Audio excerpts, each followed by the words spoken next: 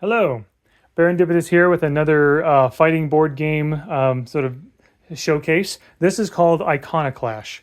I will admit I haven't played this game in quite a while, so I'll need to refresh myself on the rules the next time I play. But this was you know another sort of like little like Kickstarter game that I was really interested in. This is essentially this is probably the first board game that I saw really lean fully into being a platform fighting board game, essentially.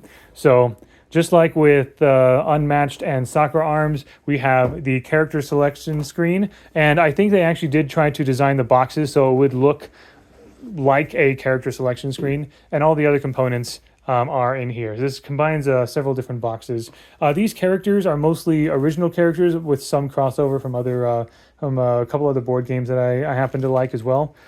But yeah, this honestly has a lot going on. This is probably, as in terms of what it's trying to accomplish, in terms of the type of gameplay, this is probably the closest thing that I've seen to what the Brawlhalla, the card game, is trying to do, but this has a lot more stuff going on, essentially. Let me see if I can try to bring out any of the boards here. Oh boy, yep, okay. So this is one of the stages, and it is double-sided, but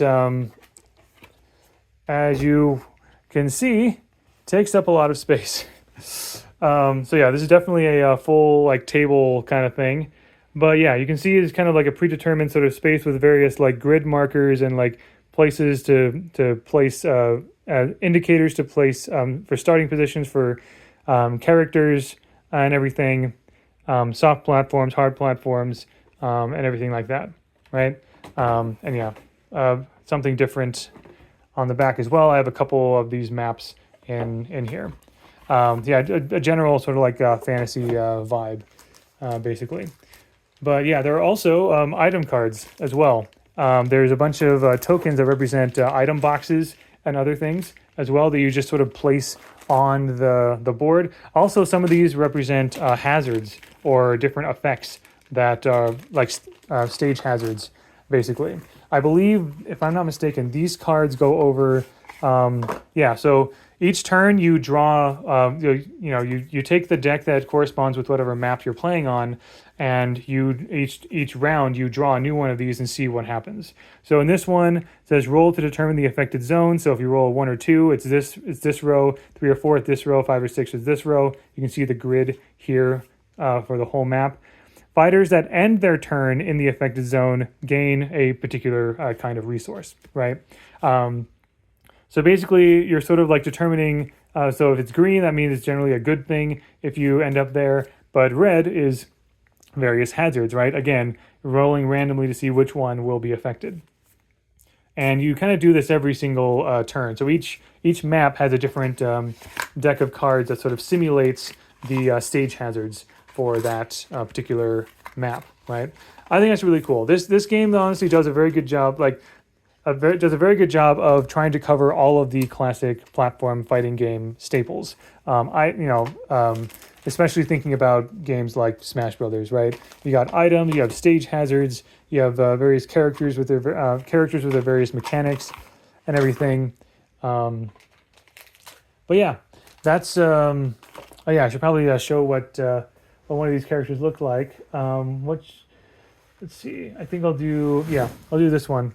So Dex is a character. So Dex Aplenty, this is a character from another board game I really like called Millennium Blades, which is it basically simulates the trading card game experience, buying, selling, trading, and competing in trading card games in a board game format. But in each of these boxes, each character has a deck of like a little deck of cards here for all their abilities. You got a little booklet here that kind of describes the character. How they play, what they're good at and not good at. You got a health dial, and you have a little wooden marker to represent the character, right? So in this respect, this feels a lot like I've definitely been seeing some similarities with what Brawlhalla the card game seems to be trying to do, where each character gets a deck of cards that represent their various attacks or abilities. They have like a little, like something to represent them on a board that represents the whole map and everything. Um, but yeah, and each of these cards has a lot going on. Some of them are more defense cards. Some of them are for attacking or can be used to boost other types of attacks or something. Pretty much all of them have three different options. You choose one of them when you play each of those cards. But yeah, I will say, as much as I really, really like everything that the things that Iconoclash is doing to try to simulate the feel of a platform fighter, I do acknowledge there is a lot going on here. There are a lot of different cards, a lot of different like tokens, and you know, there's a lot going on. I think that's fun. I don't mind that myself because I'm a little more I'm fairly more of a hardcore board gamer, I suppose. But I can see how that might be a bit of a problem for some people who might not have as much space to hold, games like this or whatever.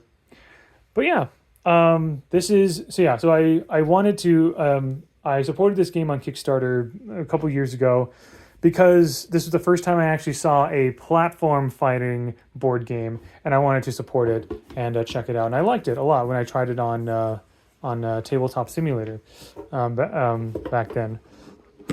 So there is that. Because most fighting board games that I've come across tend to focus more on the kind of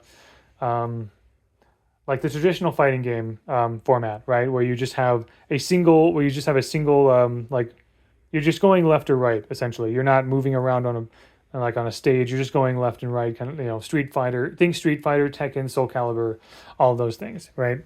But this one is a platform fighting board game, and what I like, and as much as I like all the cool things this is doing to try to cover all the bases of platform fighting games, various platform fighting games, what I like about the Brawlhalla card game is that it seems to be focused on just Brawlhalla, and it doesn't seem to have nearly as many moving parts as Iconoclash does, which I think does, which adds some accessibility into their favor, which I like a lot. So anyway, this will probably be the last like fighting board game video showcase I make in this format of putting a board game on a tabletop, because I think all of the other games I have don't necessarily go into like a duels or a fighting style kind of game. There is at least one more video I want to make that will showcase a couple of games that I know a little less about, but I know are definitely inspired directly by traditional fighting games, and I'll show that at my computer, essentially, like you normally see in most of my videos. If you are interested in seeing more of the board games that I have, though, I would be happy to. I'd be happy to show them, of course, if you're interested. This is my board game shelf, mine and Cobweb's board game shelf. Yeah, we have a lot going on. And that's the stuff that's not in the closet, by the way. All the tabletop role-playing game stuff is in the closet in this room.